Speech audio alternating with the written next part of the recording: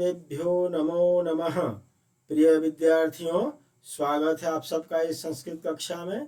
आज के वीडियो में 10वीं कक्षा के षष्ठ पाठ सुभाषितानि के प्रश्नोत्तरों की चर्चा करने जा रहा हूं और खास करके सेशन 2020-21 के न्यू एडिशन के पुस्तक के हिसाब से चर्चा करने जा रहा हूं। तो इस वीडियो को आप सभी ध्यान से देखिए। प्रथम प्रश्न, एक पदेन उत्तरम लिखत, अर्थात एक पद में उत्तर लिखिए। क प्रश्न, मनुष्याणाम महान रिपुः कः, मनुष्यों का सबसे बड़ा दुश्मन कौन है? तो उत्तर आ जाएगा क्रोधः, क्रोध ही मनुष्य का सबसे बड़ा दुश्मन है। गुणी किम वेत्ति, गुणी व्यक्ति किस चीज को जानता है या किसको जानता है? तो गुणी गुणम वेत्ति, गुणी व्यक्ति गुण को जानता है। केशाम संपत्तौ च विपत्तौ च एक रूपता, केशाम किन लोगों की या किन व्यक्तियों की संपत्तौ सुख में, च विपत्तौ और दुख में एक रूपता होती है, अर्थात किनके मन में सुख दुख में एक रूपता होती है, अर्थात एक जैसा मन होता है। तो जगह महताम, महान पुरुषों के, जो उत्तम व्यक्ति होते हैं, सज्जन पुरुष होते हैं, महान व्यक्ति होते हैं, उनके मन में। पशुना अपि कीदृशः गृह्यते, पशु के द्वारा भी कीदृशः कैसा गृह्यते ग्रहण किया जाता है? तो पशुना अपि उदीरितार्थः, कहे हुए अर्थ, पशु के द्वारा कहा गया अर्थ ग्रहण कर लिया जाता है। उदय समय अस्त समय च कः रक्तः भवति, उदय होते समय और अस्त होते समय कौन लाल होता है या लाल रंग किसका होता है? तो जगह सविता, सविता का मतलब सूर्य। द्वितीय प्रश्न, अधो लिखितानां प्रश्नानां उत्तराणि संस्कृत भाषया लिखत, अधोलिखितानां प्रश्नानां उत्तराणि, नीचे लिखे गए प्रश्नों के उत्तर संस्कृत भाषा में लिखिए। केन समः बंधु नास्ति, किसके समान मित्र नहीं है, या बंधु मतलब भाई या मित्र नहीं है। तो जगह उद्यमेन समः, मेहनत के बराबर या मेहनत जैसा कोई बंधु या मित्र नहीं है। ख प्रश्न, वसंतस्य गुणम कः वेत्ति, वसंत के गुण को कौन जानता है? वसंतस्य गुणम, वसंत ऋतु के गुणम क्वालिटी या गुण को कौन जानता है? तो उत्तर जाएगा वसंतस्य गुणम पिकः जानाति, वसंत के गुण को, उसके क्वालिटी को कोयल जानती है। ग प्रश्न, बुद्धयः कीदृश्यः भवन्ति, बुद्धयः बुद्धियां कैसी होती हैं? तो बुद्धयः परंगित ज्ञान फला भवन्ति, बुद्धियां दूसरों के द्वारा इशारे से कहे हुए ज्ञान को ग्रहण करने वाली हो जाती है। घ प्रश्न, नराणाम प्रथमः शत्रुः कः, मनुष्यों का सबसे प्रथम शत्रु कौन है? तो उत्तर आ जाएगा नराणाम प्रथम शत्रुः क्रोधः, मनुष्यों का सबसे प्रथम शत्रु क्रोध है। ग प्रश्न, सुधियः सक्षम केन सह भवति, सुधियः सक्षम, बुद्धिमानों की मित्रता, या जो अच्छे सुधी होते हैं, बुद्धिमान होते हैं, उनकी मित्रता किसके साथ होती है? तो सुधियः सक्षम सुधिभिः सह भवति, बुद्धिमानों की दोस्ती या मित्रता बुद्धिमानों के साथ ही होती है। च प्रश्न, अस्माभिः कीदृशः वृक्षः सेवितव्यः, हमारे द्वारा कैसा वृक्ष या किस प्रकार के वृक्ष का आश्रय लिया जाना चाहिए? तो उत्तर रहेगा अस्माभिः फलच्छाया समन्वित वृक्ष सेवितव्य, हमारे द्वारा फल और छाया से युक्त वृक्ष की सेवा करनी चाहिए या वृक्ष का आश्रय लेना चाहिए। तृतीय प्रश्न, अधो लिखिते अन्वयद्वये रिक्त स्थान पूर्तिम कुरुत, नीचे लिखे गए दोनों अन्वय में रिक्त स्थान की पूर्ति कीजिए। यह डैश उद्देश्य प्रकुप्यति, यह जो डैश उद्देश्य, डैश को बेस मानकर या आधार मानकर, तो किसको? निमित्तम, कारण को, जो किसी कारण को आधार मानकर क्रोध करता है, तस्य डैश, तस्य उसके अपगम खत्म हो जाने पर सध्रुवम प्रसिद्धति, वह निश्चित रूप से प्रसन्न हो जाता है। यस्य मनः अकारण द्वेषी अस्ति, जिसका मन बिना कारण के द्वेषी है, डैश तम कथम परितोषयिष्यति, मनुष्य उसको कैसे, या जनः मतलब मनुष्य उसको कैसे संतुष्ट करेगा। ख वाला, डैश संसारे खलु डैश निरर्थकम नास्ति, विचित्रे संसारे, इस विचित्र संसार में खलु निश्चित रूप से डैश किंचित कुछ भी निरर्थकम नास्ति, निरर्थक नहीं है, व्यर्थ नहीं है। अश्वः चेद डैश वीरः, अश्वः चेद घोड़ा यदि धावने दौड़ने में, वीरः वीर या उपयोगी है, खरः जो गधा होता है, भारस्य वहने भार को ढोने में या वजन को उठाने में, वीर भवति वीर होता है। चतुर्थ प्रश्न, अधोलिखितानां वाक्यानां कृते समानार्थकान् श्लोकांशान् पाठात् चित्वा लिखत। नीचे लिखे वाक्यों के लिए समानार्थक श्लोकांश को पाठ से चुन करके लिखना है, समान अर्थ वाले श्लोक के अंश को चुन करके लिखना है। क विद्वान स एव भवति यह अनुक्तम अपि तथ्यम जानाति, विद्वान वही होता है जो अनुक्तम बिना कही हुई तथ्य को भी जान जाता है। तो उत्तर में आया था, हम लोग श्लोक में पढ़े थे, अनुक्तम अप्युहति पंडितो जनः, अनुक्तम अप्युहति बिना कही हुई बात को भी पंडित जनः पंडित जान जाता है, विद्वान लोग उसी को जान जाते हैं। ख मनुष्य सम स्वभाव ही जन ही सह मित्रताम करोति, मनुष्य समान स्वभाव वाले लोगों के साथ ही मित्रता करता है। तो उत्तर आ जाएगा समानशील व्यसनेषु सक्षम, इसका मतलब भी यही है, समान शील तथा व्यवहार वालों के साथ ही दोस्ती होती है। ग प्रश्न, परिश्रमं कुर्वाणः नरः कदापि दुखम न प्राप्नोति, परिश्रम करता हुआ मनुष्य कभी भी दुखी नहीं होता, दुख को प्राप्त नहीं होता है। तो उत्तर आ जाएगा नास्तुद्यम समो बंधु कृत्वा यम नावसीदति, इस भाव को ये बता रहा है ये सेंटेंस। तो नहीं है उद्यम के बराबर मित्र, कृत्वा यम नावसीदति, करके जिसको मनुष्य दुखी नहीं रहता है, अर्थात जिस मेहनत को करके मनुष्य कभी भी दुखी नहीं होता। महान्तः जनाः सर्वदैव सम प्रकृतय भवन्ति, महान लोग हमेशा समान स्वभाव वाले होते हैं, महान व्यक्ति हमेशा समान स्वभाव वाले या नेचर वाले होते हैं। तो उसके लिए वाक्य आया था, संपत्तौ च विपत्तौ च महताम एक रूपता, संपत्ति और विपत्ति में महान पुरुषों की एक रूपता होती है, अर्थात वो हमेशा एक जैसा रहते हैं। पांचवा प्रश्न, यथा निर्देशम परिवर्तनम विधाय वाक्यानि रचयत, जैसा निर्देश दिया गया है उसी के हिसाब से परिवर्तन करके वाक्यों को बनाइए या वाक्य रचना कीजिए। क वाला, गुणी गुणम जानाति, गुणी गुण को जानता है, इस सेंटेंस को बहुवचन में बदलना हमें। तो जाएगा गुणी का बहुवचन में जाएगा गुणिनः, गुणम का हो जाएगा गुणान, ये प्रथमा व्यक्ति बहुवचन कर देंगे, ये एक वचन है, और गुणम का हो जाएगा गुणान। तो गुणिनः गुणान या फिर गुणानि जानन्ति जानते हैं।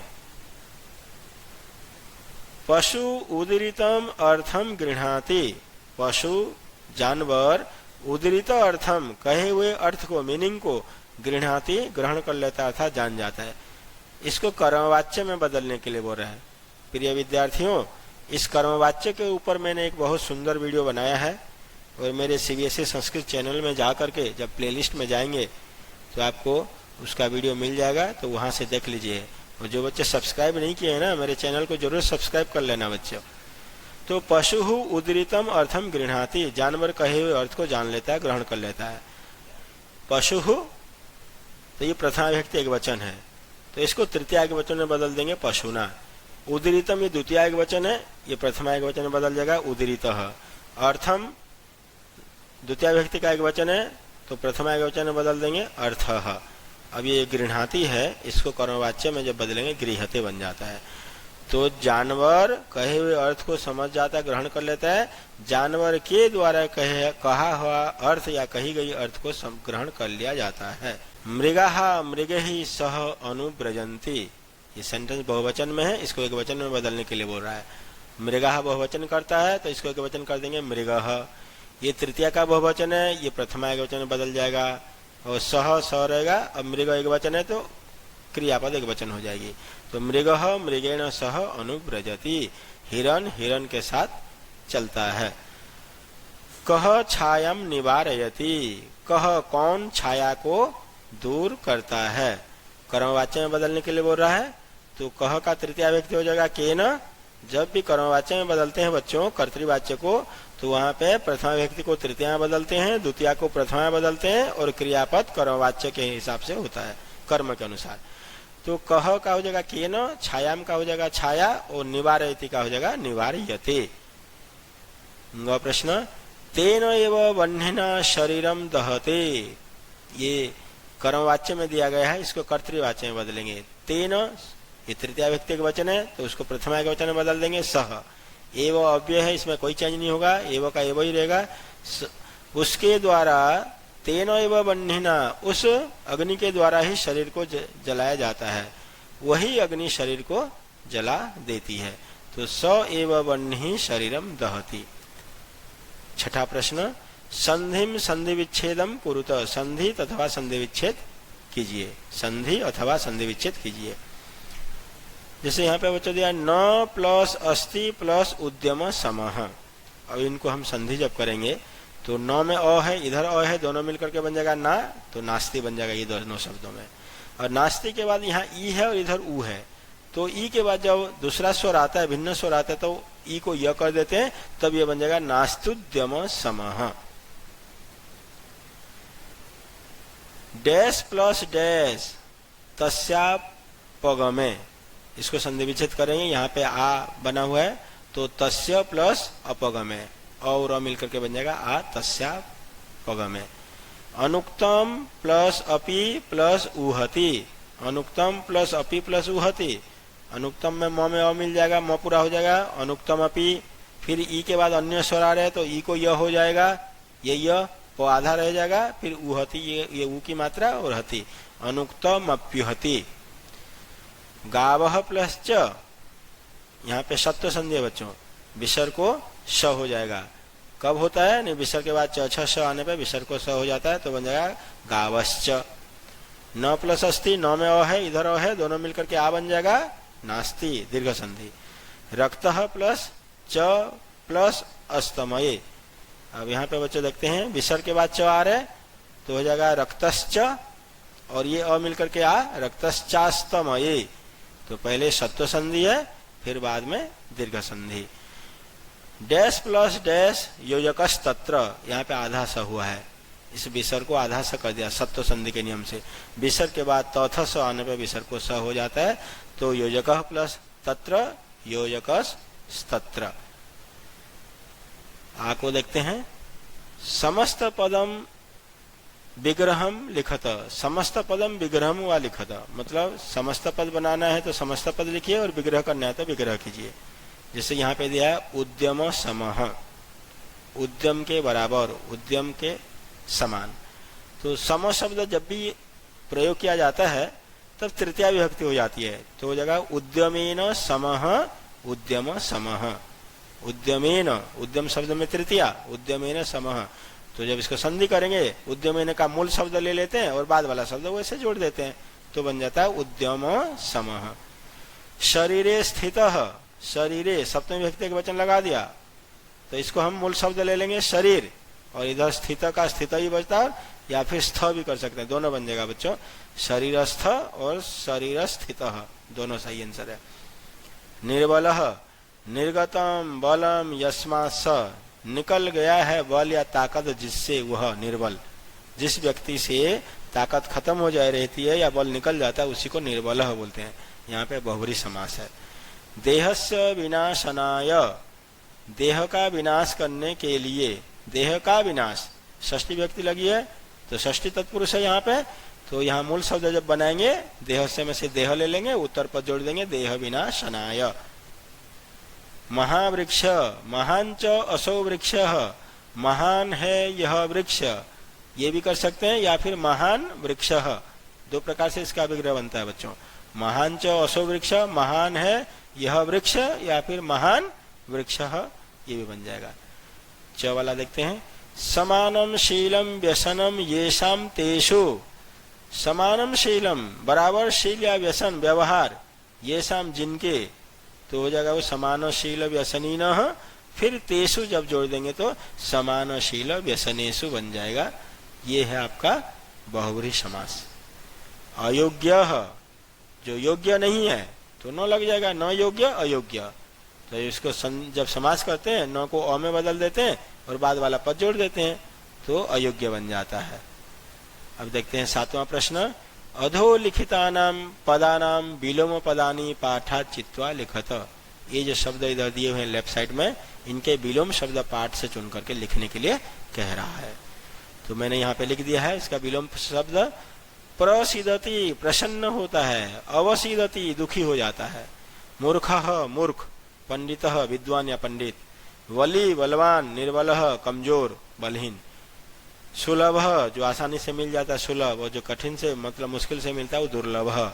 संपत्तो संपत्ति में, विपत्तो दुख में या धनीन में, या संपत्ति सुख अर्थ में भी ले लेंगे बच्चों, संपत्तो सुख में और विपत्तो दुख में। अस्तमये उदय होते समय और उदय, अस्तमये अस्त होते समय, उदय उदय होते समय। 6 सार्थकम सार्थक जो हमारे लिए यूजफुल है, सार्थक है, और उसका विलोम हो जाएगा निरर्थकम। आप प्रश्न देखते हैं। संस्कृतेन वाक्य प्रयोगम कुरुत।